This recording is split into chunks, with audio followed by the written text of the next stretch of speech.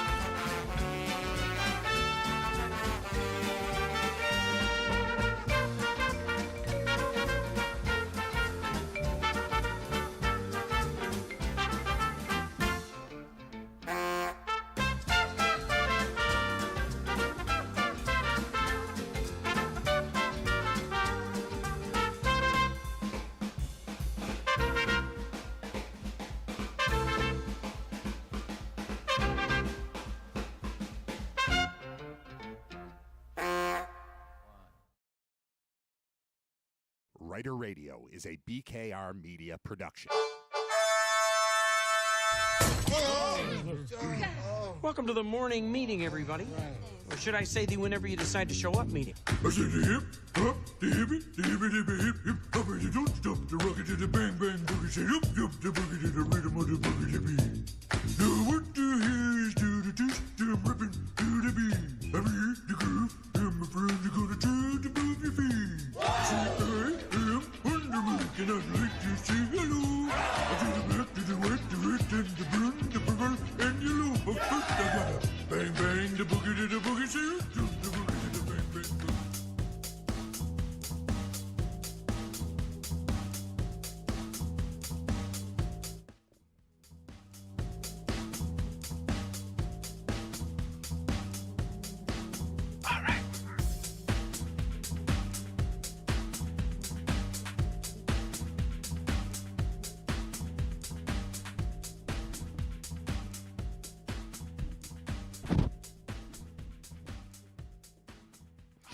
I guess the yellow is too close to the green, which is the back of the screen back there is green. There's not really wood behind me. So it gets, I put the hood up. I had the hood up because I'm cold. I'm just cold. And the yellow is too close to the green. So it's kind of like blending and weird, and I don't want to do that. So, hey, what's up? Sorry about the last 40 minutes or so. 45, 50 minutes. Sorry about everything. I apologize for everything that I do. What sucks is that when I can't get the broadcast to work from like a technical standpoint, there's nothing I can do about the broadcast not working. There's like, I can't stand in front of you and be like, hey, sorry. If it's not working, if it's not on, it's not on. So there's nothing. Sorry.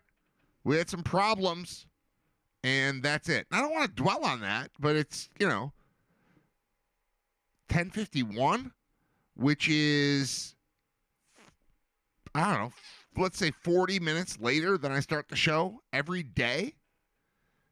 But I can't say we're having problems. So I'm getting texts. People think I'm dead. I'm not dead. I'm right here. But when it doesn't work, it just doesn't work. And I got it. We're good, I think, right? Are we on? Love me some Herb Alpert. Yep, then we're on. If Fargan Bastage says he loves Herb Alpert, it means we got Herb Alpert out to the crowd. And I assume that the microphone and camera are working now too. It looks like it's fine, but it wasn't working. What the hell am I supposed to do when it's not working? I can't yell at anyone. There's no one here to yell at. Sorry. The show is mostly going to be Scott Wilson today, which is fine. I mean, I wish the show was him every day. Then I wouldn't have to do it.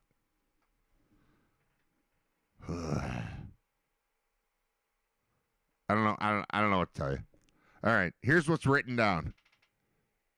3D printer vault Nick. Oh, okay. So Nick. Is Nick here? Yep. All right, Nick.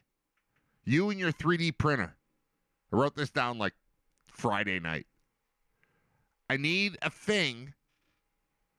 So we do Brain Vault every Tuesday. We're doing it every Tuesday. We've done it once so far, but we're going to continue to do it. And it continues this coming Tuesday. One of the things that I intended to have on the stage with me was some sort of a box. Silver in color is what I pictured, but gold would also work. Black would work. You're printing things, right? I need a thing to put the pieces of paper in, and we didn't do it, we're supposed to take your phone from you when you come up on stage and put the phone in the vault. There's no vault. I need a 3D printed vault. It can say Brain Vault. It can say Writer Radio. It can say Nick in Depew. It can say whatever you want it to say, Nick. But that's what I need is a thing yay big. This. I don't know. 10 inches tall. 6 to 8 inches wide. Something. It has to sit on the table at the show.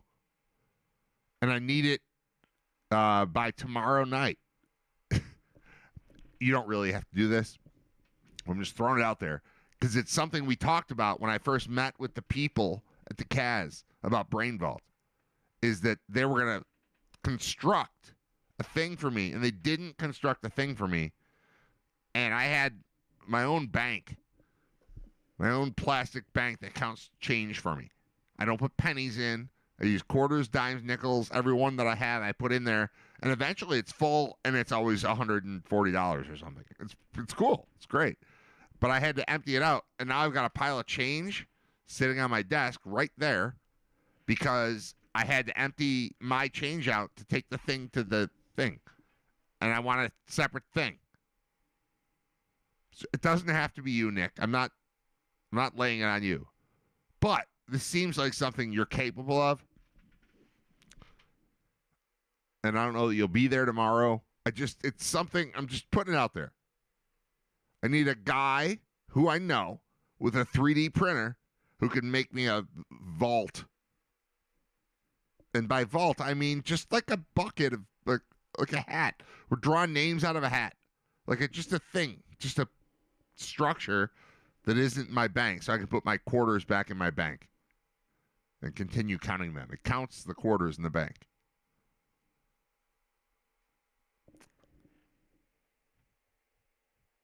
We had a lot of basketball this weekend, a lot of baseball too.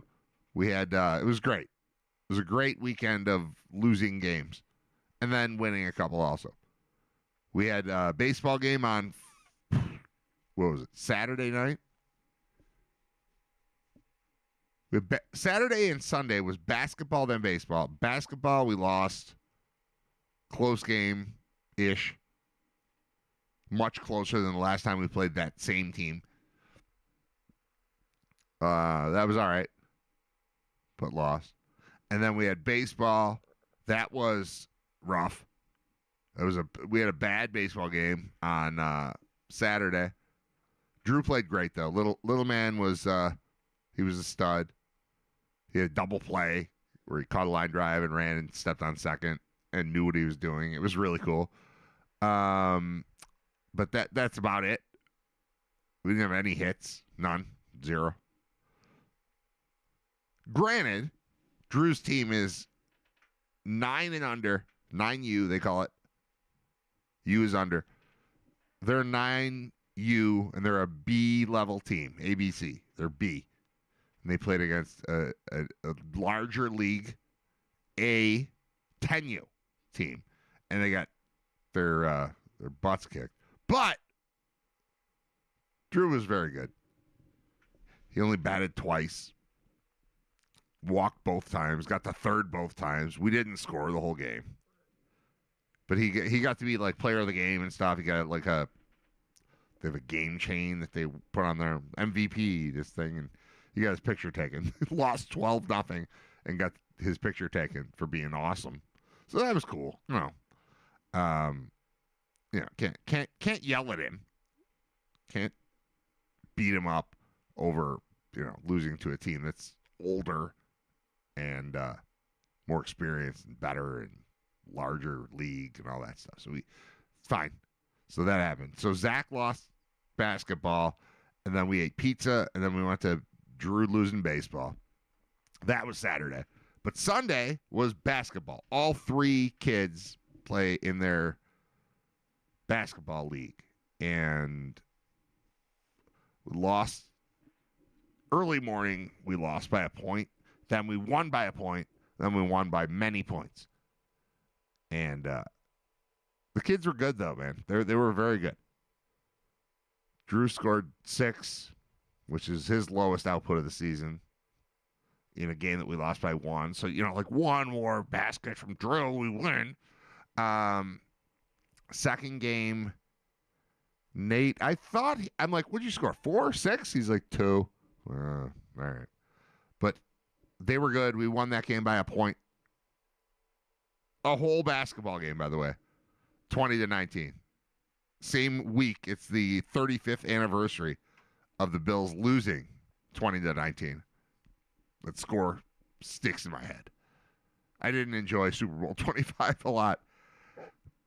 And when a game ends 20-19, I immediately think of that. So, Nate, and that's the team I coach, so we suck. No, we don't suck. We're fine. We're 1-1. That's fine. I'm sorry. We won that game. We won that one 20-19. We didn't play great, but we won 20-19. And then the late game was at 4 o'clock, 5 o'clock. I don't know. And Zach scored 8 to lead his team. His team is awesome, by the way. There are only 4 teams in the division.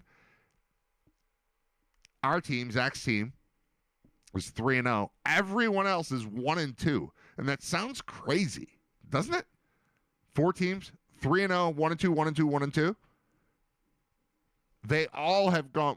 Everyone's played everyone once. Zach's team has won all 3. I say Zach's team. Like no one else calls it Zach's team. I call it Zach's team. Zach is on the team. But yesterday he led his team in scoring with 8. And they won by a lot. They won probably, I don't know.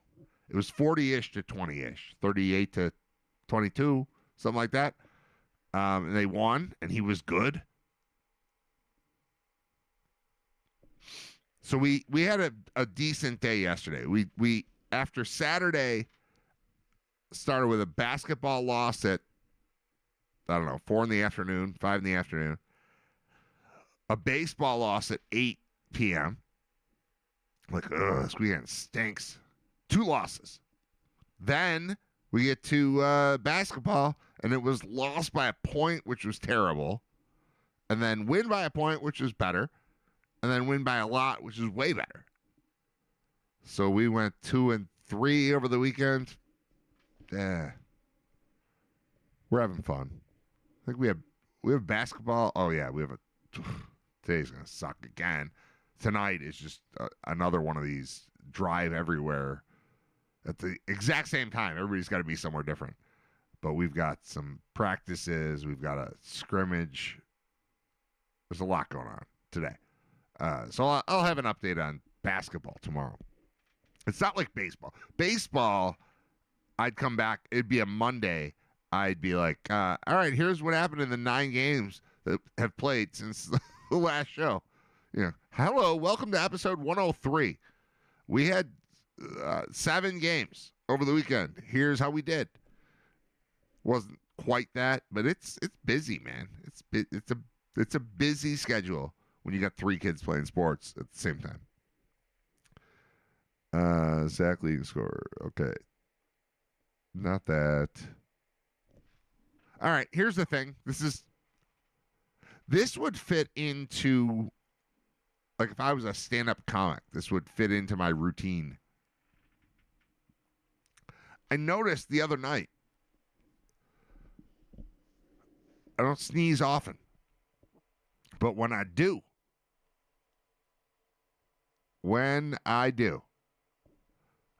I have noticed that I'm saying achoo,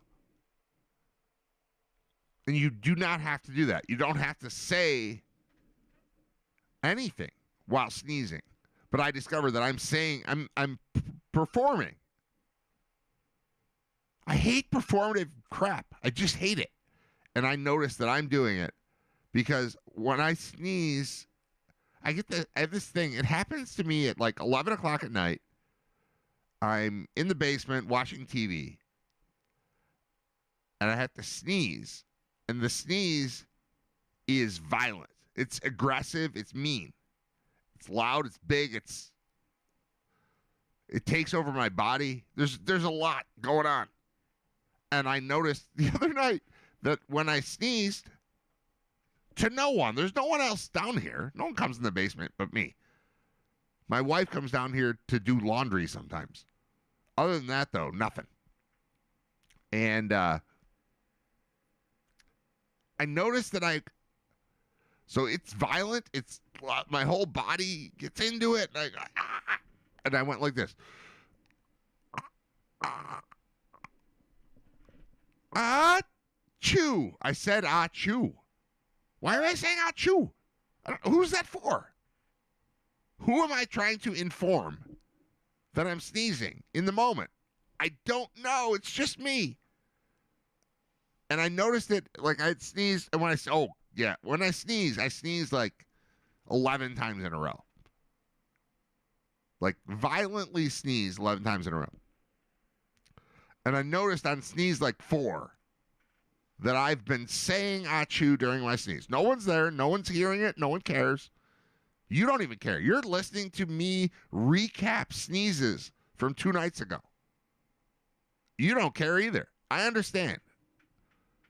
But this is the show. This is what has to get out of me. I wrote it down. Right when I finished sneezing, I wrote down loud sneeze saying achoo. Ha-choo, maybe. Yeah, I wrote it down as ha-chew. So I was going, ha-chew, ha-chew, ha-chew. You don't have to say that. And it made me feel like a crazy person. The fact that those words were coming out of my mouth.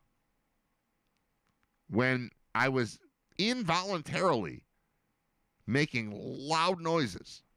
I was saying ha and then chew to go with those noises, and I didn't have to. And then once I noticed it, picked up on it, was mad at it, because it went like 4 or 5 sneezes, and then I had like 30 seconds off or a minute off or something before my head started feeling that way again. And I wrote down, loud sneeze, saying hachu. I was like, I'm not going to say that anymore. And then the rest of my sneezes sounded like, that. You don't have to say hachu. That's fake. That's a TV sneeze noise. I don't need to make TV sneeze noises. I wrote down Scott Wilson. I wrote down Drew Underwear. All right. I'm going to tell the Drew Underwear story. Take a break, play one song, have Scott on. My Drew Underwear story is that Drew likes to walk around. He very often is not wearing a shirt. He's 9. He's a little, I don't know, firecracker. Stud little athlete. Really good in school. People like him. He's a good dude. He's a little all-star. He lives life as an all-star. He also walks around as if he's been selected to the all-star team of life at all times. He's a cocky little dude. I like it. It's fun. He's everything I'm not. He's everything I've never been. I'm some combination of humble and arrogant. I don't know what it is. I believe in myself. I also don't believe in talking highly about myself. He does. He's everything just positive. I'm the best player on my team. I'm the best at this. That's who he is. He just talks like that. And he, in not a mean way, just arrogant. Arrogant little crap. This kid. He's so small, and he's just cocky, and he's right. I think I'm great at this. It's like, yeah, you are. You're great. You are great at it. Stop saying that, but you are. Anyway, that's who he is. That said, the other day I don't remember what we were doing, getting ready for something. Do you have your cup on? Maybe was the question. Whatever it was. Kid takes off his pants, and we see that he's wearing, my wife and I are both there together. It's me, my wife, and the 9-year-old. His underwear, if they should be this big, let's say, this long, they're this long. He's wearing tiny, tiny, tiny underwear. And he thinks it's okay. And my wife says, we've got to get you different underwear.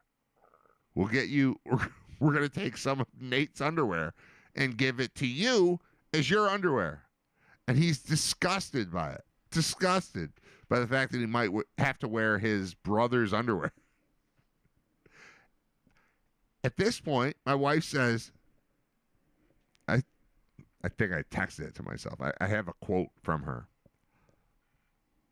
All right, I'll check the phone. We'll have Scott in a minute. Hang on. Let me see if I texted this to myself. I think I did. Now I need to find myself in here. I definitely sent myself a text over the weekend for the purpose of episode 256 of RITER Radio. And I hope it was about Nate's underwear. Drew's underwear, sorry. Search. No, it wasn't. All right.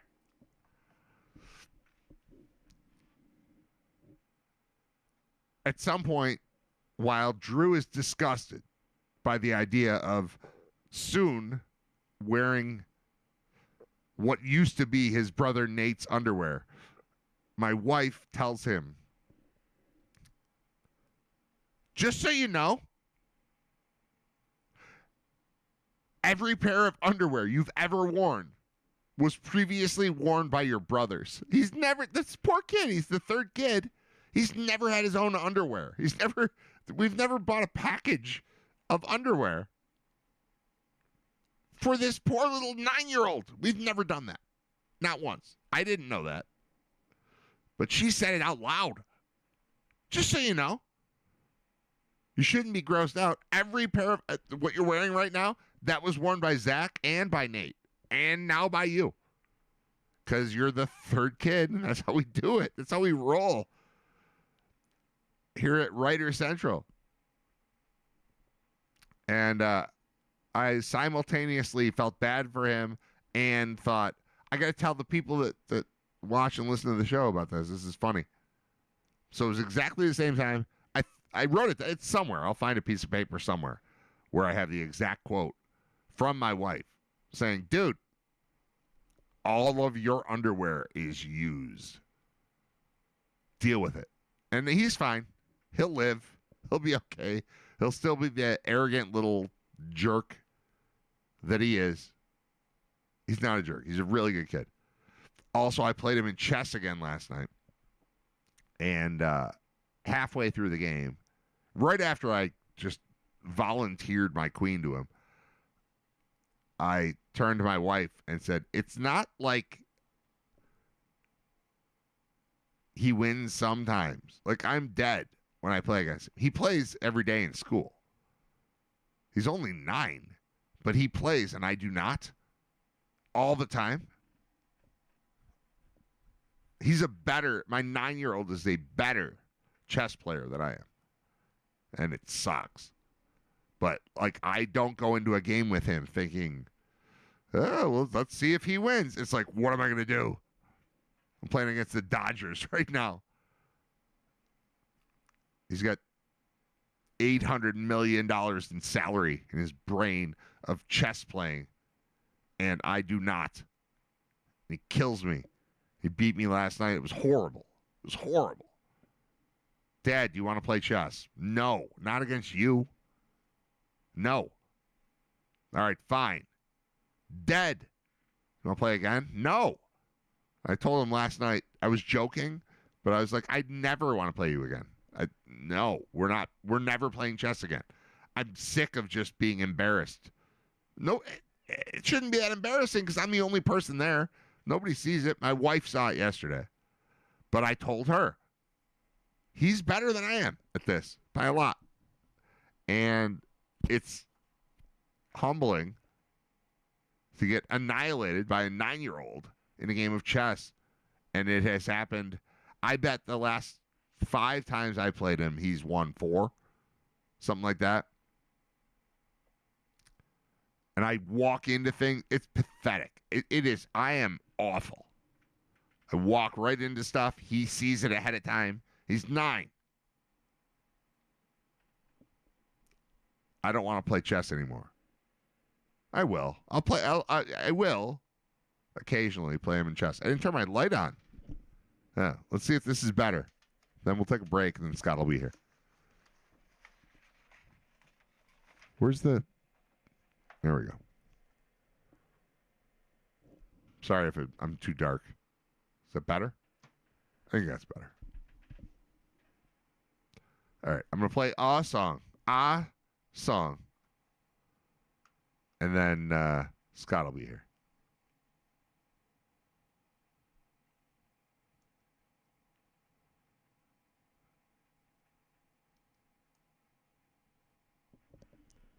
BRB with Scott. Stick around. Sorry for the tech issues that caused us to be very late today. But Scott will be here. It'll be great. It'll be awesome in a couple minutes. 2, 1, 2, 3, 4, 1. If you got the money, honey, I've got the time. We'll go honky tonkin' and we'll have a time. We'll have more fun, baby, all the way down the line. If you've got the money, honey, I've got the time. There ain't no need to tarry. Let's start out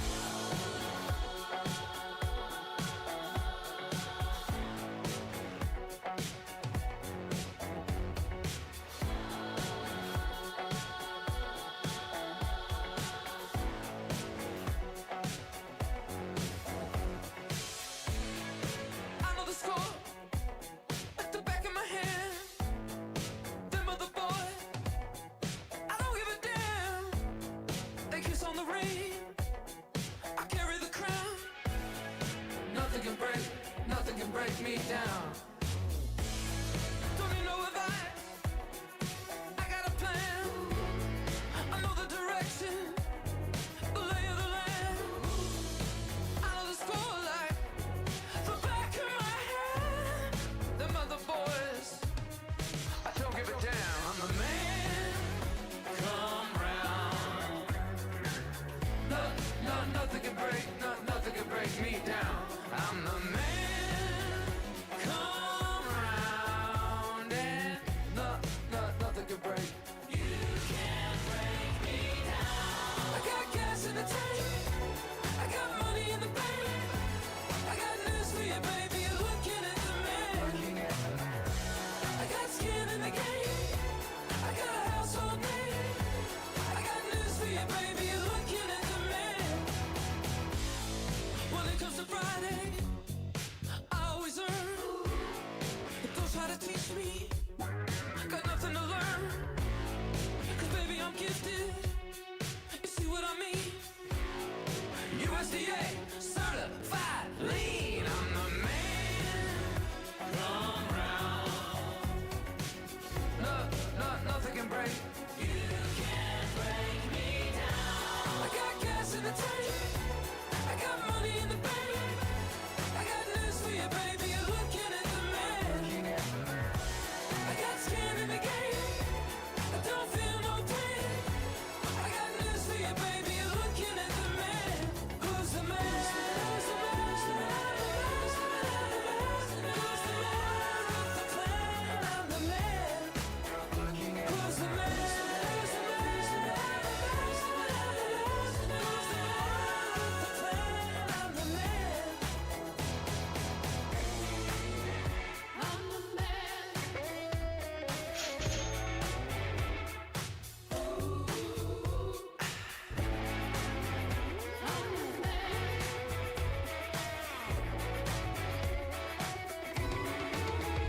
I got gas in the tank. I got money in the bank. I got news for you, baby. You're looking at the man.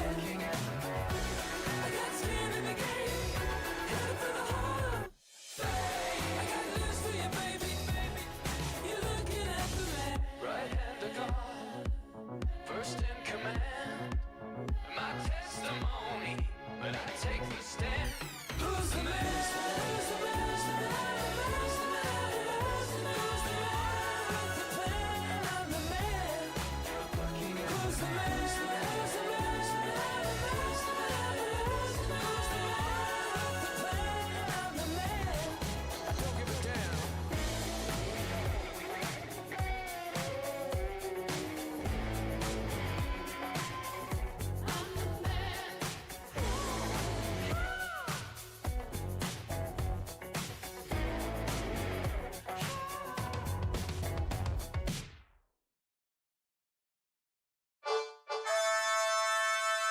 Let's check in with RITER Radio's senior football correspondent, Scott Wilson.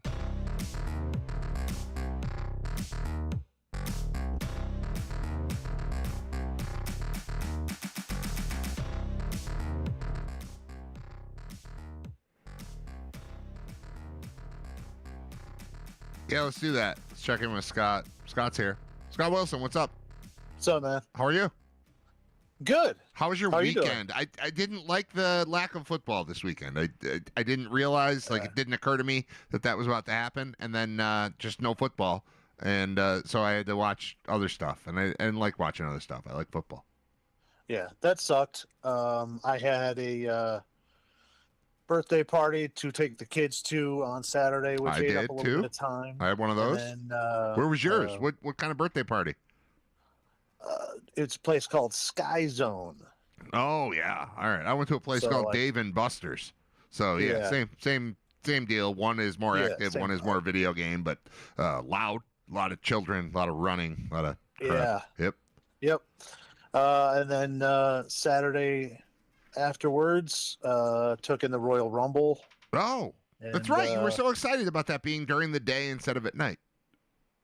Yeah, well, we joined later in progress while it was in progress, but you know All that's the beauty of one of the few good things about streaming is that you can just start from the beginning, no matter what time it is, Yes. or where you are. Yeah, and you're not And, getting pick it up. constant text messages like a football. You can't watch a playoff football game that way. Right. Because people are going to be talking to you. But with wrestling, I mean, you might be in a wrestling circle where people are doing that, but I'm not. Certainly, I'm not. The Royal Rumble, I'm 0% interested in professional wrestling, but the Royal Rumble seems like the best version of that. It is.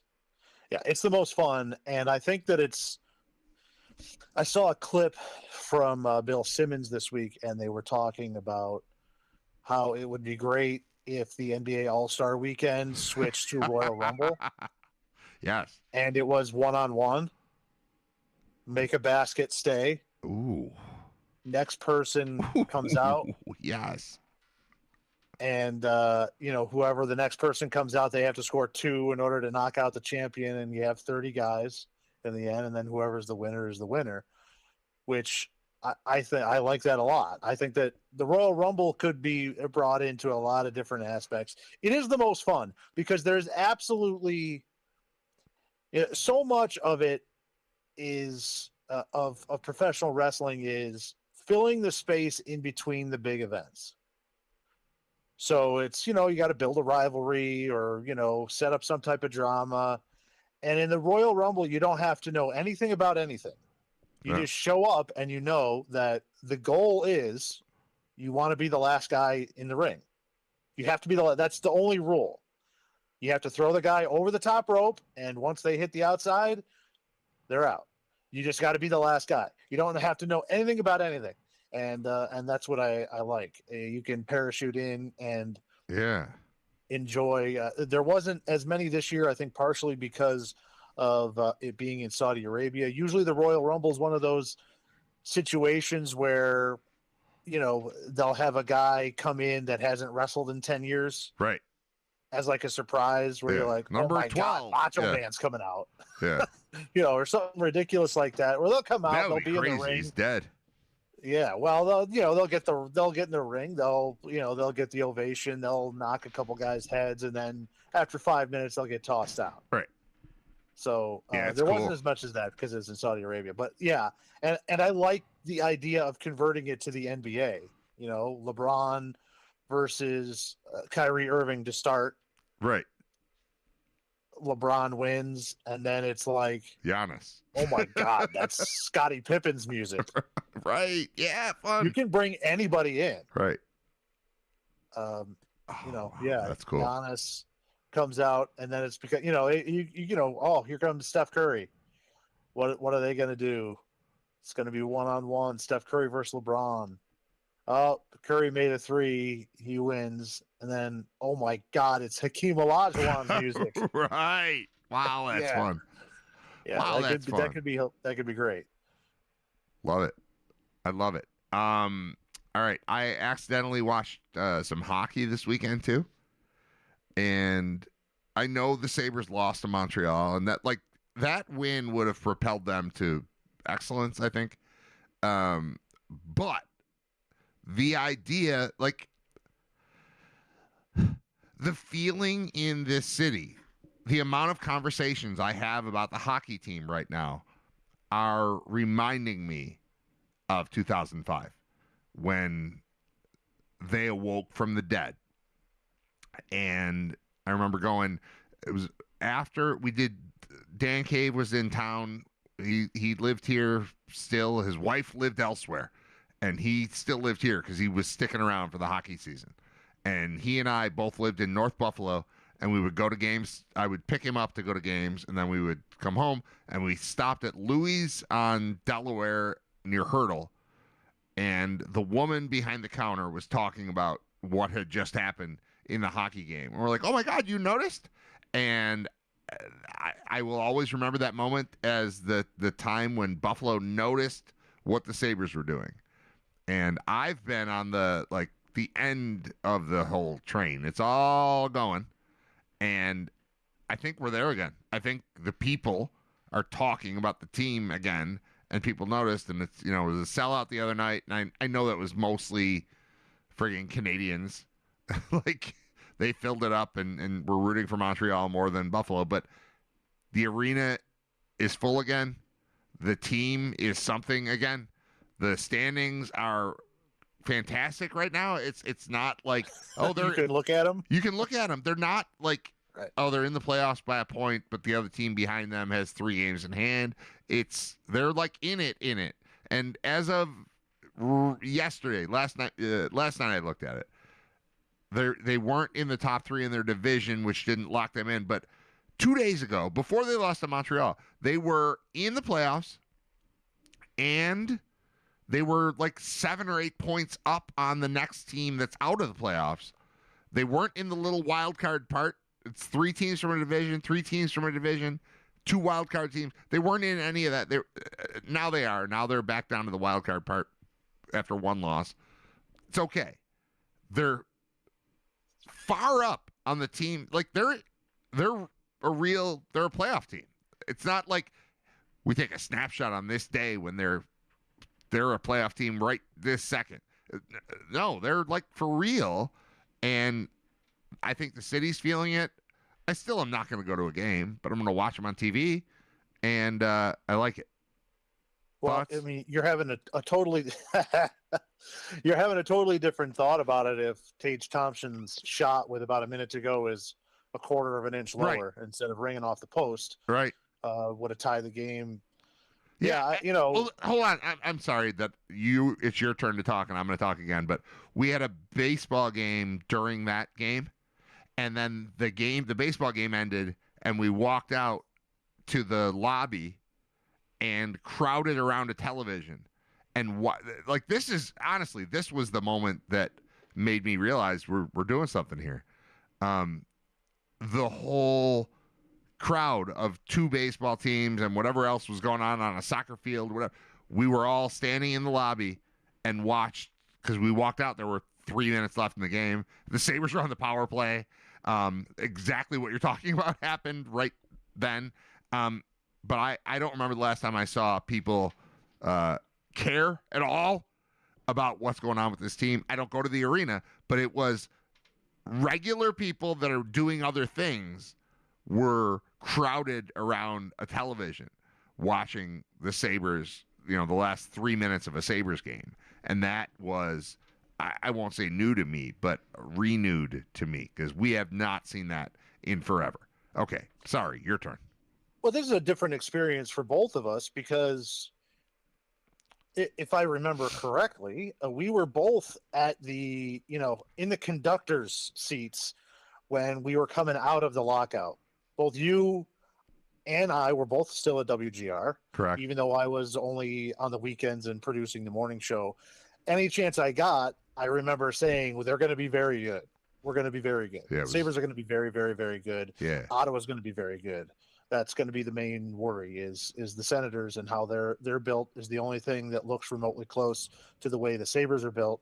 And I remember thinking that specifically because the season before the lockout, they had the station had me writing up game recaps. And I remember watching the last 20 or so games of that season, doing the game recaps, and really being into the team. And they made a playoff push, came up just short. But you could see that the trades they made at the deadline were going to transfer very nicely if the rules during the lockout that they were trying to get actually went through. Yep. Well, it was Briere got there, right? Right. It was Briere. It was Drury. It was, smaller guys, more talented. I mean, they brought in Connolly too. I think, I'm not sure if it was right in that time period or the year before that. But he was part of that as well. Skill, speed, that type of setup. And I remember us being like, hey, this is going to be fun. Like, all right, it's cool that hockey's back, but now that hockey's back, hockey's really going to be back. Yeah. It was and now we are at the complete opposite end. We are definitely at the caboose. The Montreal game was really the first time all year that I've been like, okay, I'm gonna want to check out to see what's happening. Now, football takes up a lot.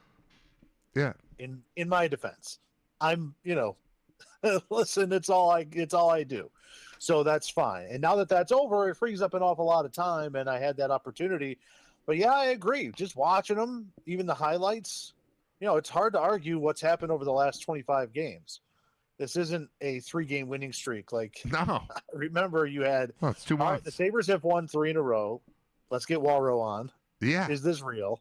And then he gets on and says, you want No. to talk about the Hall of Fame for music? Yeah, right. This is not that. This is clearly a long, sustained period of winning. I like the quotes coming out of the locker room. I think it was Tuck. Yeah, it was like, tough. It was tough. we're not going to the playoffs. We're going to try to win the cup. Yeah. Which And my favorite thing about gave me a major league feel to it. Yes, my favorite thing about that quote is that one of the conversations I've already referenced during the show, hanging out at a baseball practice with hockey guys, with baseball dads while watching a hockey game because it's on the screen while we're waiting for the kids to be done. And it was like there was a conversation about Tuck. Like, what's going to happen with him because he's, his contract's up. And I was like, I mean, I don't know him. I can't pretend that I know him. But I do know that you get into a situation where, like, he wanted to come here. He was psyched. The whole Eichel BS that happened, this guy came in. It's like, oh, he's from Syracuse, and he's, he went to Sabres games and wore Sabres jerseys, and, like, he is excited to be a Sabre. And that doesn't go away. I mean, obviously it dulls a little bit. But the overall point of, like, he's got to get paid, he's got this, like, somebody goes, do you think he would take some sort of hometown discount? I'm like, 100%. 100% yes. And, like, the idea of a Syracuse kid who grew up as a Sabres fan, and then his contract's up, as the team gets good, he's going to stay. And, like, the next day, literally, like, the next morning, was the quotes from him about, no, we're here to win the cup. It's like, yeah, he's here. That's real. He's a guy on the team, I think, forever. Maybe not forever, but you know what I mean. Like, I think there's something there. I think there's something there. I think there is something to the, we as fans want to think of, oh, this would be so nice if he just stayed. And obviously the money is so big that decisions have to be made. But the fact that I was defending the possibility of him saying, I'm loyal to Buffalo, and then the next day, he's the guy going, yeah, we're in third place. Cup. Goddamn cup. Like, that's what he's, I think he'll stay. I think he'll be fine. Yeah. And another thing I've said before, that sometimes when there's some type of Yankees or Giants news, I will tune into the ESPN radio affiliate there in New York City to just kind of see, get take the temperature news from on the ground. Yeah. I can report that last week they were talking openly about the fact that the Sabres have gotten good and the Jets are now poised to be in sole possession instead of tied with the longest streak in North American professional sports of not making the playoffs. Yeah. So, like, the Sabres are, like, they're raising attention in other cities. They're assumed because including they're not trash anymore. Including a very large city. New York's pretty big. I think, they're not, like, threatening to make the playoffs. They're in the playoffs. And there's a ton of hockey to be played. So who knows? But they're not thought of as, like, ooh, watch out. They might. It's like, no, they're assumed at this point to be in because they've been absolutely great for 2 months. Yeah. Yeah, it's exciting. It's exciting to have something like that back. That's awesome. My kids, in my experience in Buffalo, your kids are my kids' age too. And I know you're not in Buffalo, but, like, there's been no reason to tell them that we need to care about the Sabres. Their entire lives, there's been no need for that. And I've explained to them that if this goes well, it's the best. But as it's been going for Zach is 13, your kid is 13. There's been no reason to care at all. Yeah. And waste our time. 2.5 hours, 3 times a week. Why are we going to do that? When they make the playoffs, if they go on a run, 05, 06, 07, it's 2 months of hockey every other night with massive stakes. It's a bowl game. It's a championship game. It's whatever. Every night for 2 months, or every other night. Every other night. For 2 months. It's unbelievable. And if we're back to that, I'm 100% in. And I don't feel bad about sitting out for the last 13 years because who cared? NHL playoff games in person. Oh, my God. Terrific. Just the atmosphere in town, like you said, every other day. I think everybody really embraces it, and it's a lot of fun. My kids have had a little bit of a taste of playoff hockey because my wife and her family are Ranger fans. Yeah. They're originally from downstate. My wife likes the Sabres. We used to have mini packs when we lived closer to the area and would go to games all the time. But, she still is, a Ranger fan. And so they've made a couple of runs the last couple of years where the kids have been excited and been involved. And they kind of know that, this can get exciting. Yeah. And I think it's exciting because I grew up a Ranger fan.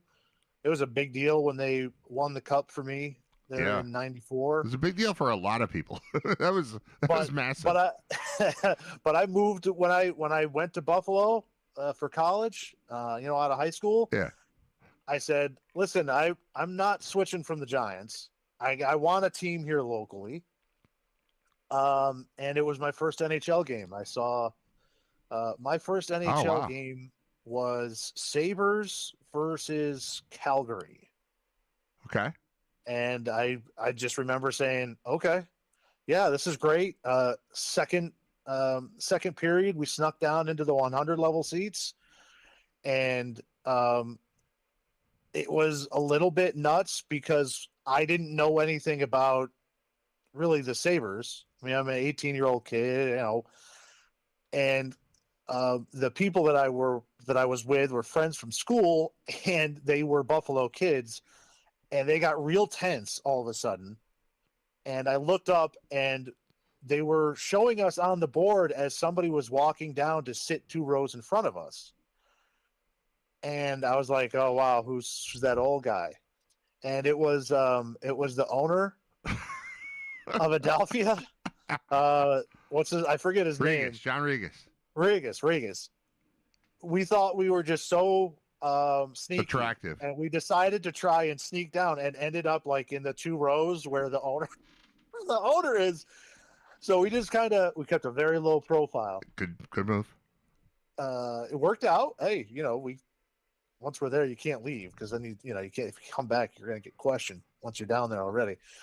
But yeah, I made the switch to Sabres, and outside of football, even in general, the 05-06 Sabres, I think, are one of my favorite teams of sports. Yes. I loved that team. Yeah. Everything about it. And the thing that I loved the most, I love Drury, everything about him. The thing that I liked the most was from being around that team, I was able to spend a lot of time at, morning skates or games and in the locker room before I got fired.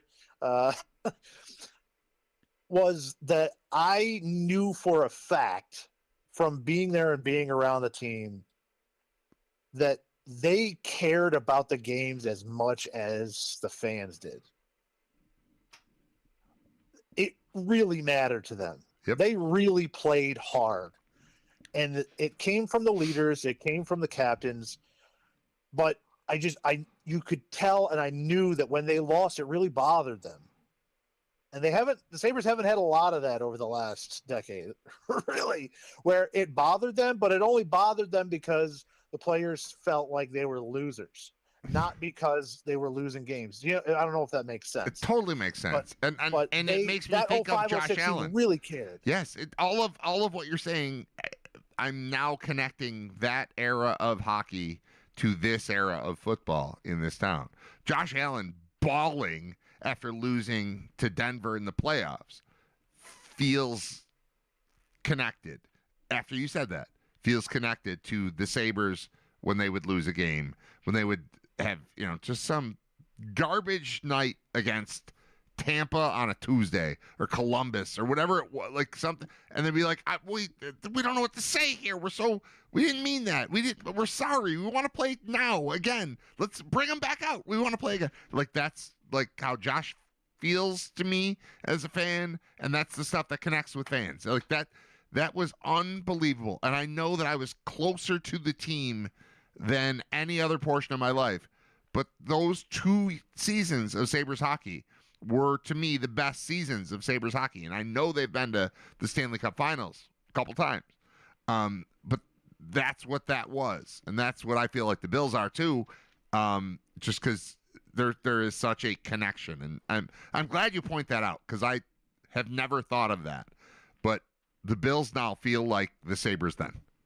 And the Sabres are starting to feel like the Sabres then, too, which is going to be cool because Lindy's back. Yeah. So, Yeah, they've got a good thing going over there. Let's just hope that it continues after the 2-week break. It's a little bit that sucks. of an awkward thing here with the Olympics, but they did have a little bit of a primer last year with the Four Nations. Yeah. Where it was a longer than usual All-Star break. So yeah. I mean, it's fine. You don't want the vibe to end. There's a vibe for sure right now, and taking a couple weeks off is not ideal in that situation. But I don't know. There's not a reason to think it'll go away. They'll still be the same people, and they've got the same feelings and same vibes and all that stuff. So it'll probably be fine. Grammys. Did you watch the Grammys? I did. I did too. Did watch the Grammys. I did too.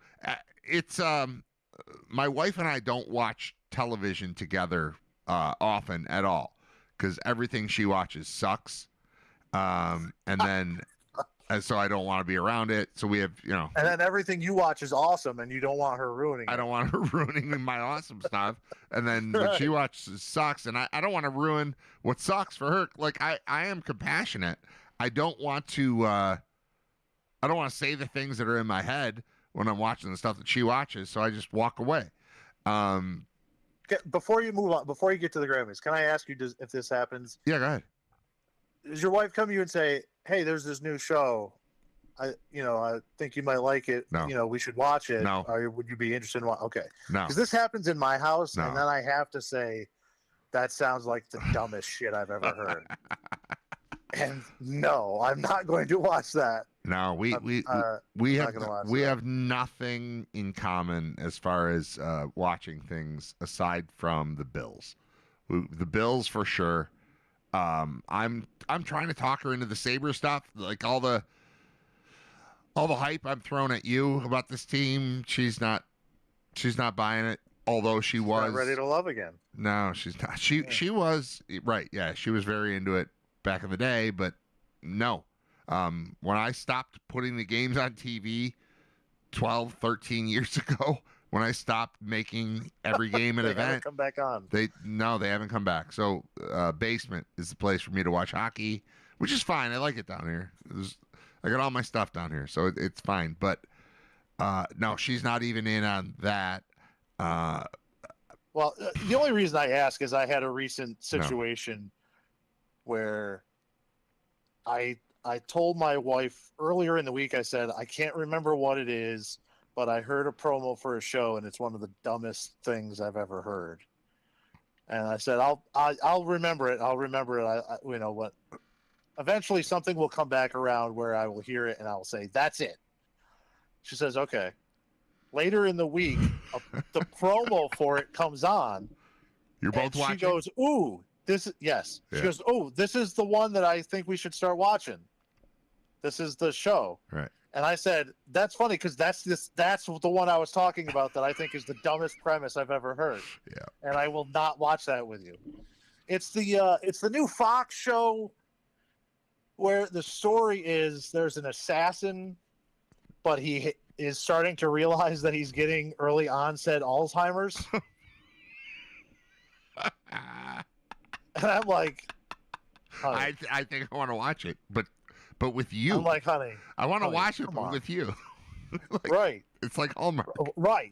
Then I would be in for it. Because then we would have a series of podcasts about, come on. Yeah. But I said, no, I'm not gonna be partaking in that. Sorry. Wow. That's awesome. But we're on the same page as the Grammys. Yeah. So we watched the Grammys together. That was something. My wife and I watching the same thing on television at the same time. She's in and out of the room a little bit, and I'm on the phone a little bit, but generally speaking, we watched something together last night, and she didn't make it to the end. She had to go to bed, but and then when she went to bed, I just turned it off. And I ignored whatever the final award was, but I watched from the start until like 10 minutes left. So pretty good. I thought I liked it. It makes me feel like I'm a little bit more. Old? What's that? Old? It was the first time watching the Grammys I felt old. Oh, well, it's not the first. No, I've had that for many years. I like when they do. Last year they did Best New Artist, and it was similar to what they did last night, where they had like all of them were there performing a little bit. And it was me getting to like catch up on what's going on. Like, what is Chapel Roan? Oh, there we go. And that Doechii I remember from last year, liked her, and whatever. It made me like connect a little bit. But I will say that like the Ozzy tribute, where it was two of the GNR guys and Chad Smith from Slash, Peppers, Duff, yeah, and Pepper guy, and some guy I didn't know, and then Post Malone. Like, that obviously stood out because it was kind of the only time there was a band on stage. Like, I'm a little frustrated. It's fine. Music can do whatever it wants. I'll listen to my old shit. It's fine. But an awards show about music is better when bands get on stage and play guitars and things. And that didn't happen anywhere else in the entire show, and that was kind of frustrating. Yeah, it made for me, and this is not something I would have ever said. I actually thought the best performance was Justin Bieber in his boxers. Bieber was awesome. I was impressed with that. Yeah, that was super cool. And also, you probably felt the same way. Like, I can't believe this is where I'm landing as an old guy, that like he's old enough now that he's on my team, and all these other people are new, but Bieber knows how to do it. Like that's how I felt too. But yeah, he was excellent. That was super cool. And honestly, the first moment of the whole show where I turned, and there's no knock on Sabrina Carpenter starting the show, super early in the show. She comes out and there's an airplane and there's a whole thing, and like I've got no problem with that. I think that's awesome. But a 3.5 hour show should also have some music in it, like real music, not just Sabrina Carpenter and an airplane. And Bieber was great, and then Slash. You mentioned the, I don't know, what was it, 10-minute long segment there, if not more, where they had all the new artists sing their big song. Yeah. Did you notice, interestingly, it appeared at the time that they had organized them by size from largest to skinniest? I didn't notice this. Go ahead. Okay. Yeah. Well, they did, because they ended up with the girl that eventually won was like second to last. And then the guy at the end that lost looked like a skeleton with skin. Yeah, he was bad. That was, he had a weird fake name, weird non-word name. Yeah, I don't know what that was. I was like, good Lord, get this guy a cheeseburger. Like, right. I know I'm not one to talk about weight. But even my wife was saying he's too skinny. This is gross. So yes. Right. So they had the bigger artists by size up front. You know, they weren't all bad. Some of it was good. It was I'll cool. tell you what else I like. You mentioned the live artist or the live instrument Bands. part of it. I will say, anytime that I've seen R&B or hip hop done with a live band has been incredible. I saw Outkast; they had a live band. Oh wow! They did have a DJ with some of the stuff, but most of it was like guys on drums, a bass, a guitar player. It was great. Yeah. And anytime they do that, one of the new artists there was the R&B singer that had the guitar, had a piano and a drummer in the background there, and I liked it. I thought it was good. Yes, I wish that they would lean into that more. Yeah, I picked him when they were during that montage segment we're talking about. I picked him as the guy, like Leon Thomas, I think was his name. Leon for sure, and I think it's Thomas. I thought he was awesome from the 48 seconds that he played. I was like, I choose that guy. I don't know these songs, I don't know these people, but that guy's like playing a guitar. That's something. There's some actual something going on here. And again, I'm not opposed to the whole showmanship of Sabrina Carpenter like she did, but that seemed like actual music, and I was rooting for that dude. Yeah. Again, I felt old because my kids were watching, and I constantly had to say, who the hell is that? Well, how about that song? Do they have a song? That song, my 9-year-old Drew is like, I know this song. It's APT, and then it turns out they call it Apata. Apata is the name of the song. Like I don't understand. I don't get it. It's a Korean thing. Yeah. Well, I asked him if it was related to K-pop Demon Hunters because he loves K-pop Demon Hunters, and it was not. It was not related to that, and I don't know. I don't know what I was watching most of the time last night, but well, it is in the sense that it's coming from a K-pop artist. Yeah. That just teamed up with Bruno Mars. Yeah, who I like. I had a problem. What do you have for TV? You have Verizon. What do you? Let me just add in there. I think that one of the reasons why Bruno Mars stands out so much is that he does the R&B with live music. Yeah, 100%. No, I love Bruno Mars. I think he is right. That's how he sets himself apart. There's a lot of R&B guys that just go out and sing next to a track.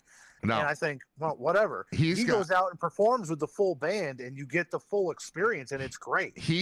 There's a thing from my favorite Bruno Mars performance is, and he was one of those guys, like, I didn't know the difference between Bruno Mars and, like, Mars Volta and Bag of Donuts and whatever, like, just names I had heard. But he has consistently, over the last, like, 15 years, been popping up on these shows, whether it's the Grammys or the Oscars or MTV Music Awards or whatever it might be. He shows up, and he's the best part of the show all the time, every time. And I just, there's a show, or there's a clip of him on a show called The X Factor, which is a British talent show type of deal. Simon Cowell is one of the panelists. He created that, I think maybe even before creating the American Idol thing.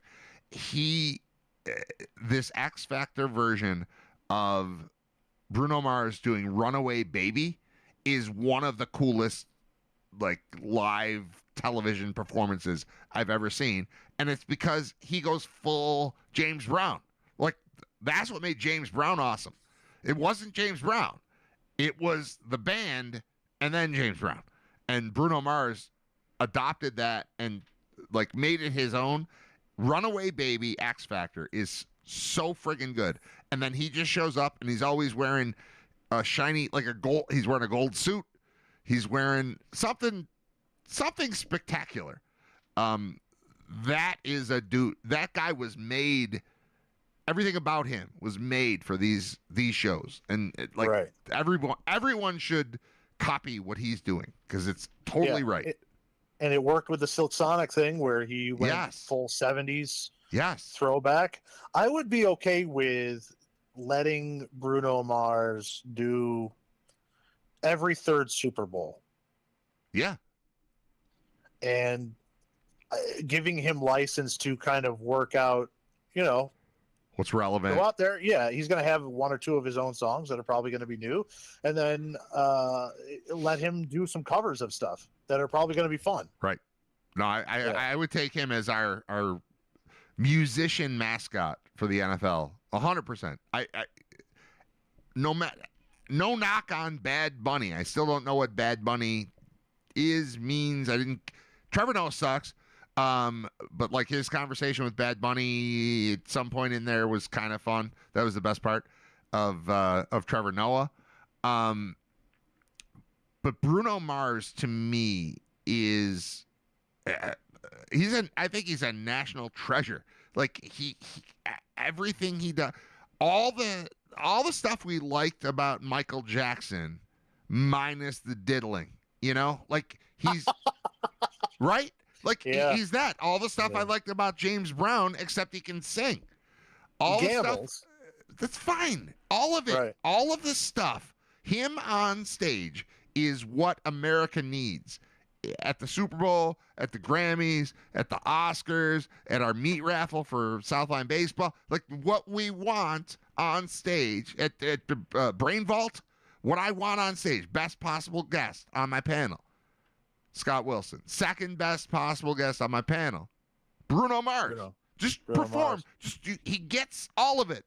And he's modifying a little bit as time goes on to fit the times, but that is entertainment. Bruno Mars equals entertainment. I think he is awesome at that. I don't choose to listen to his music very often, but I'm watching a thing where people are on stage, and that is the dude that should be in charge of it. I was interested in the best live moment of the night. Well, I will give. I'm with you on Trevor Noah. I will give him credit for his line. He was better last night for sure. I will give him credit for his line where he said, "Kendrick Lamar is here. I did have a joke written for him, but I know how he treats light-skinned guys from different countries, so we're not going to do that." I like that. That was funny. That's good. The other thing, the best live moment of the night is Cher being on a different planet. Holy crap! I forgot about that. Now they completely ambushed her by surprising her with the Lifetime Achievement Award. Right. And she did that, and then she left. Yeah. I get how it happened. But they did it in a way where she wasn't already out there. You know what I mean? Introduce her, bring her out there, and say, "Actually, we have a surprise for you. You know, list off some of her accomplishments, give her the award, and then whatever."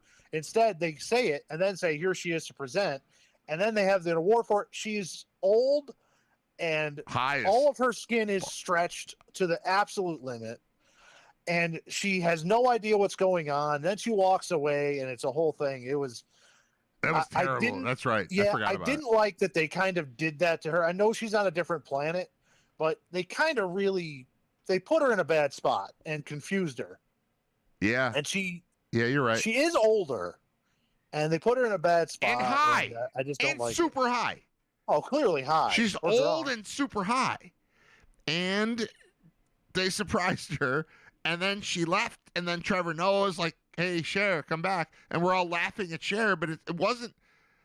It wasn't Cher. That was not Cher's fault. She was 10 seconds into whatever she was talking about, and my wife's like, "What's going on here? Help? This is very uncomfortable. I'm very uncomfortable right now." Like it was bad. That was very, very bad what they did to her. Right. And she gets through the whole thing. You could tell she was very nervous to be on stage. Yeah. But I think that was because she knows that she was probably high. Yeah, no, it was like, I thought I was just going to have to read 3 lines off the teleprompter, and now they're giving me an award. I didn't think about it. Now I have to say, how old is she? 75? I've been in this business for 65 years. How old is she? 75? Is she 80? I don't know. I don't think she's 80. I don't think she's 80. I think she's probably 75. But she doesn't look a day over 19. Oh my God. The surgeries look great. Dude, her speech, like, I'm just blaming drugs. Like, she just had to be so high because she was She's old, she's high, and she's surprised. Right. That's a All at bad the same combo. time. Right. And doesn't like speaking into microphones. She's like, when I sing, I'm great. Like, not really, but we'll let you slide on that. Okay, go ahead. Go on. When somebody plays a song track that I recorded 10 years ago, I'm great. Oh, my God. But this is different. Like bragging about I was the first one with auto-tune, but it wasn't called auto-tune back in my day. Like, it was so bad. Jesus. All right. How old is she? She's 79. She's born in 1946. She's 2 years older than my dad. So that's my dad on stage, except even the picture of her. So she's on stage and they have like the screens behind them. The picture, I thought the picture was Carrie Underwood, and it wasn't. It was Cher looking like Cher looks. She's a disaster. I predict she won't be asked again to be on a live television show. But that was something. That was crazy. I typed Joni Mitchell's out in the audience like, damn, at least I'm not that bad. Yeah, right, right. Like, holy Christ. And like Carole King was on stage. Carole King was great. Perfect. She did everything. She came out as a piece of history. Cher comes out at 79 years old, talking about how successful she was at age 19. It was weird. It was bizarre. It was terrible. Yeah, and to close on the Grammys, the best tweet of the night was somebody describing the winner of the best country album, Jelly Roll, when they said Jelly Roll is just Adele for men with forklift certification.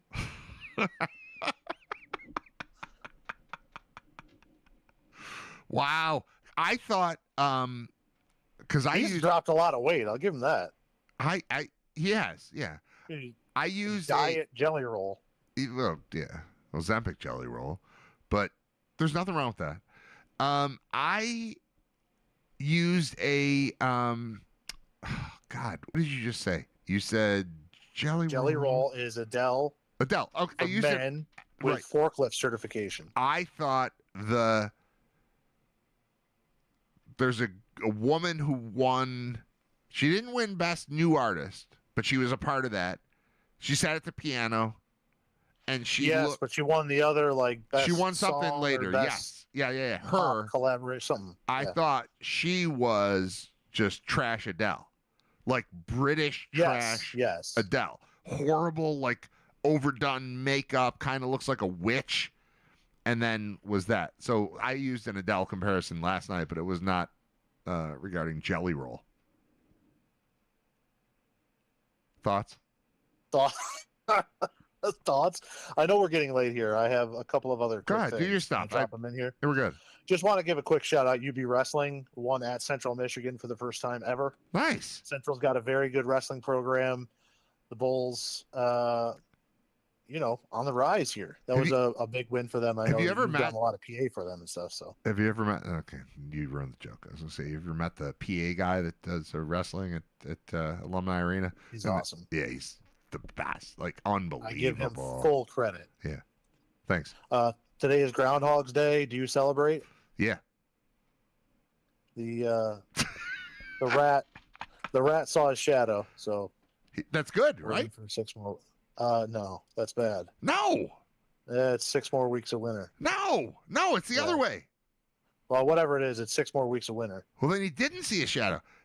That's what I thought, but when I heard it, I feel like it's reversed. The news. All right. Well, I'm gonna check the news about the groundhog and his prediction for winter.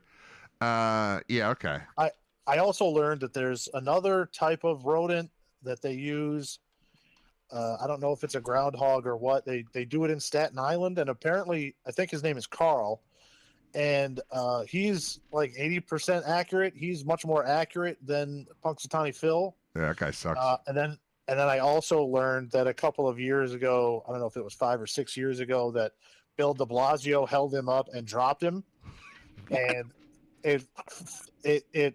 the zoo very quietly had to admit that a couple days later that Carl died due to internal injuries Wow.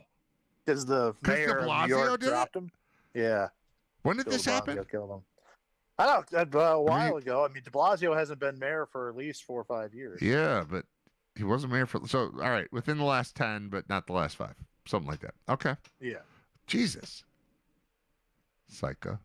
I mean, what I'm seeing online agrees with you, but does not agree with what I thought. Because I feel like it was because always. you feel like the sun is out, you see your shadow, means spring is coming. That's what I've always thought it was, but I think it's opposite. Yeah. All right. Well, I think that's probably what's in my head too. And then I twisted it around 17 times to where I thought that it was the opposite of what I thought was the opposite or something. Okay. All right. So it says Punxsutawney Phil emerged from his burrow at Gobbler's Knob, saw his shadow, predicting 6 more weeks of winter. So here's the good news. Here's the good underrated. Here's the good news. I don't believe him Gobbler's anyway. Knob is an underrated town name. I don't think it's underrated. I think anyone who ever reads that town name is amazed by it. It should be much higher. I need to. I mean, to what's have ahead of it? higher up. What's ahead of it? Name a town name that's better than that. Santa Claus, Chevy Chase, Gobbler's Knob. What? What else is even in the conversation? Yeah, I don't. Number one. That's now number that you're one. really throwing it out there. It's got to be pretty close to number one. Yeah, it's right there. It's not underrated. Underrated is the wrong word. Amazing is the right word. Underrated, no. Maybe it's forgotten. Forgotten. Yeah, we only talk about it once a year. But Gobbler's Knob. I mean, come on. You can't do better. How are you on the movie? Do you like the movie? I know that's kind of polarizing. Groundhog I like Day? it. My wife hates it. Yeah. Couldn't be more perfect. There's nothing to dislike about it. I don't watch it all the time, but there's no reason to ever not. I would punch a person for saying they didn't like that movie. We can't be friends if you don't. What would you not like about that movie? Punch your wife, dude. Tie it all together. It's Sonny and Cher every morning, right?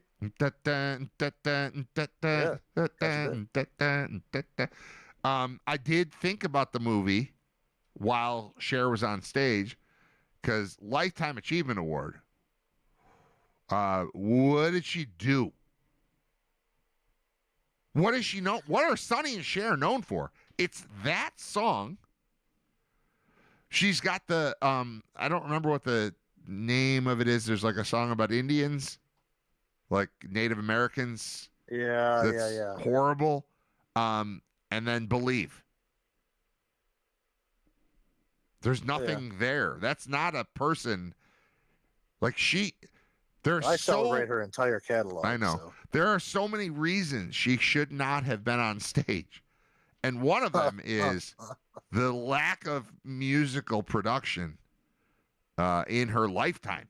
She got a Lifetime Achievement Award, and I'll be honest, she has done nothing musically. They sang a bunch on the variety show. Sure, that's great. I saw. I've never seen Moonstruck. I heard she's great in that. And back when she was still alive, she had some charm to her. But as far as like lifetime achievement award Grammys, no effing way, none, 0% chance that she would get in. She's not in a Hall of Fame to me in any way. And then they honored her in that way. And she walked on stage, and I thought of Groundhog Day.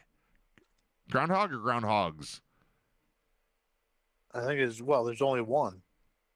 It's just Phil. It's Groundhog Day? Groundhog Day. All right.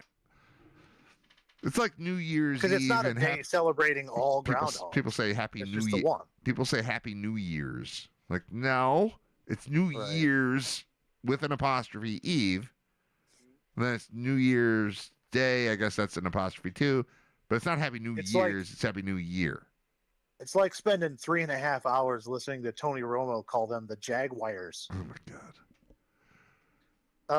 Did you see that the CEO of Google has said that they don't truly understand their AI? No. And that it has started to learn things it wasn't programmed to. Yeah. What? said This that- could go south? What? He was on 60 Minutes. Bunch of stuff in the piece about AI, about how they don't truly understand all of it and how it all works. The defense by the CEO was, well, we don't really know how the human brain works either. And it's like, yeah, we're freaking terrible. We are bad for the earth. Yes, I agree. Apparently they typed in something, or something happened where somebody typed in the language that they speak in Bangladesh, which I think is just Bengali, and it learned it and can converse in it, and they have no idea how it learned it or why. It just knows it now. Cool. And they don't understand what happened. And this is the plot to Terminator, right? Or almost any, or All of Space Odyssey, or anything. Maximum Overdrive. Everything. I don't want you to go in there, Hal. like it's the whole War thing where games. AI eventually discovers that we're the ones that are bad. How about a And nice then game of chess? Right. Exactly. Shit. The winning move is not to play. Not to play. So that's interesting. That's cool. That's super cool. That's on the horizon. My last thing that I have, February 1st, 1989 was a landmark day. Okay. Do you know why? No.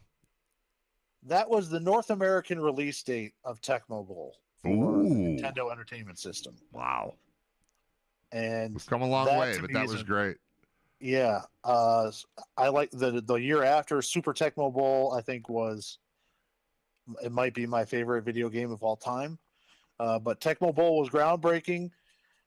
It's interesting to see any of the there was a documentary about Tecmo Bowl that was fun, where they talked about how the players were all like designed and given theories. It was all done by Japanese guys that didn't really understand football, but knew that Bo Jackson was really athletic and good. Yeah. Like they just knew Bo. So that's how Bo ended up being incredible. Is the Japanese guys were the only guys that they knew.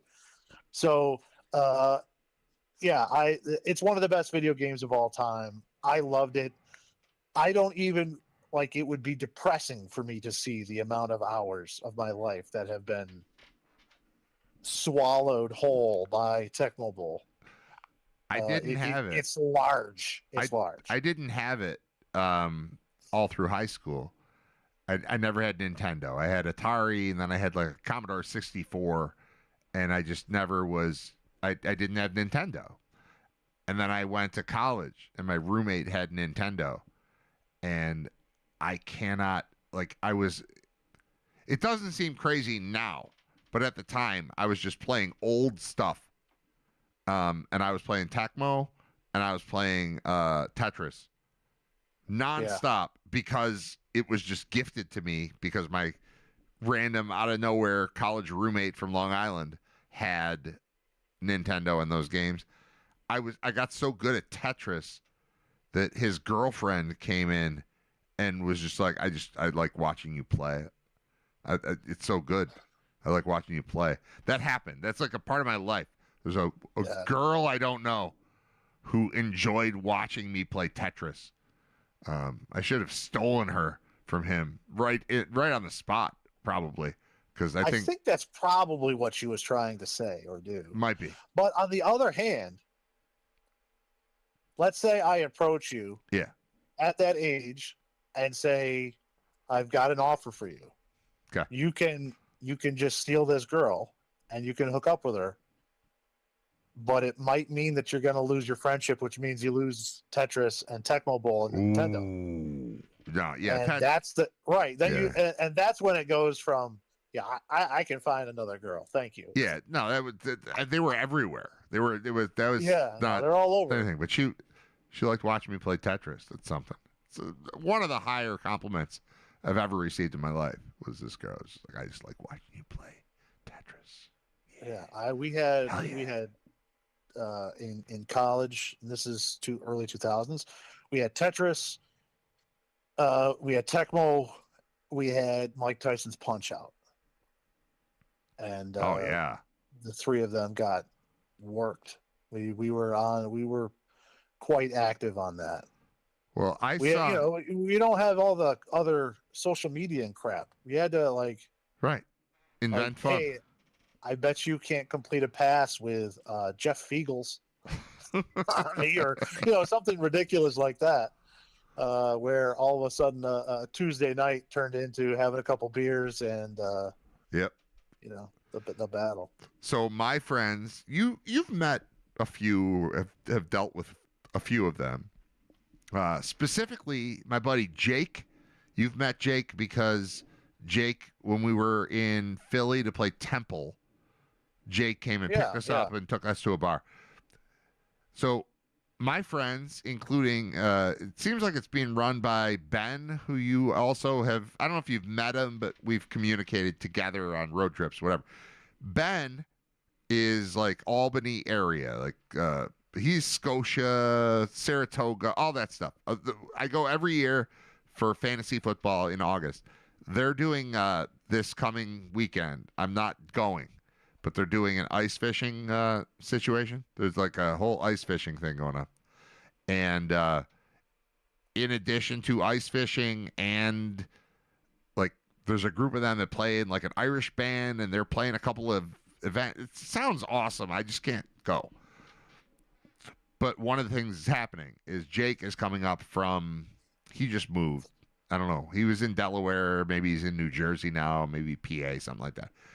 But he sent a picture of he's bringing Sega Genesis with NHL 95. Yeah. And that sounds fun. Ice fishing sounds fun. Band sounds fun. The moment where I was like, well, maybe I am going to go there this weekend was when he sent the picture of Sega Genesis with NHL 95 plugged into it. It's like, I'm bringing this. And people are claiming teams, and we're talking a lot about Pavel Bure. Like, it's fun and cool. And, you can't get a lot better than that. The only problem was that Genesis game, the summer I lived in Montauk, which is the eastern tip of Long Island, like just past the Hamptons. It was me and, there were 6 other guys that lived in the same, we had this like beaten up motel that we lived in. They just gave it to us. Like that was a part of the job. Like you're going to work at this restaurant and then you're going to live in this horrible motel called the Rod and Reel. I think it's gone now. But we lived there. But we did not have cable television. We didn't have an antenna. We had a VCR and like 6 tapes. And then we had Sega Genesis. And the whole summer, what we did was we had a season of NHL hockey, and it saved it somehow. Until it didn't. It just didn't. Once you get to like the All-Star break, it's like, nah, sorry, the game, it's gone. So we would play like it mattered. We were paying attention to the standings, all of the stuff, and then the game would just end. But if you're just going to play one game of anything, I think NHL either 94 or 95 is the way to go. Yeah, when you played other people, did you have to have the rule that you couldn't use the trick? The skate to the corner, then back out in front. Yeah. The Ronak thing. It was. Yeah, I remember it coming up. I don't remember if we like took it right out of the game or you could only do it twice, or I don't remember. But yes, it was a factor for sure. Right. Yeah, because that's a big factor. Once you figure that out, it's a game changer. Well, yeah, you go to the corner, you go behind the net. It's corner, then behind the net, then back out, and then you score every goddamn time. Yeah, that's great. Yeah, so they're going to be doing that. That's a great game too. They'll be doing that while they're not ice fishing this weekend. Have you ever some of the ice fishing stuff that you can do? You could probably play it in the ice fishing thing. What? Right. They've got big ice fishing blinds. You could probably hook a TV up in there somehow. Oh, I'm sure. Yeah, they'll do something. That's probably going to happen. My friends are idiots, man. Like picture me Like all the dumb stuff that comes out of my mouth, and now like 25 of them, and I'm like 23rd smartest. So like, yeah, there's a lot that happens. Ray Walters going. Ray's better than me for sure. Ray's on top of his game, and then it's like a bunch of other people that are like that, and all of us really like fun, and everyone is like, all right, what can I do to make this weekend more fun than last time and more fun than next time? Like, it's a competition to be smart and fun, where I'm, super low on the totem pole. I'm the dumb guy in that group. Like, I feel like I'm smart in life, and then I'm dumb with those people. But they'll do somebody will rig up a thing where you can. Oh no, actually, we can get electricity from ice, and they'll like figure something out. That'll all happen. I should go. Yeah. Maybe I should go. I could go now. I'll miss a bunch of baseball and basketball games, but I could go. Maybe you should. Maybe you should think about it. I should. Want me to pick you up? Meet you side of the thruway? Pick you up in Syracuse, and we'll just go to the Albany area. I'm going to start walking now along the thruway. All right. And then eventually just... Yeah, look for my truck. I'll see you. Yeah, perfect. All right, man. Thanks. See ya. All right. There's Scott Wilson. Show's over. I'm Brad Ryder. It's Ryder Radio, episode 255. We've got Brain Vault tomorrow. Tickets available at thecasbuffalo.com. And looking forward to that. Episode number 2. A lot of things have been, like, shored up, squared away to eliminate some of the failures from last episode. But it was good. We had fun. We had a ton of fun. We'll have more fun tomorrow. Please attend. thecasbuffalo.com. I'm out. Thanks for listening, watching. Bye. I don't know. I have a turkey sandwich. We're going to go around the corner. I think you should come with us. This is a great place. I don't know. Okay. We brought you a shirt. You get out of here? Will you get out of here? Will you? Now, will you go to lunch? Go to lunch. Will you go to lunch?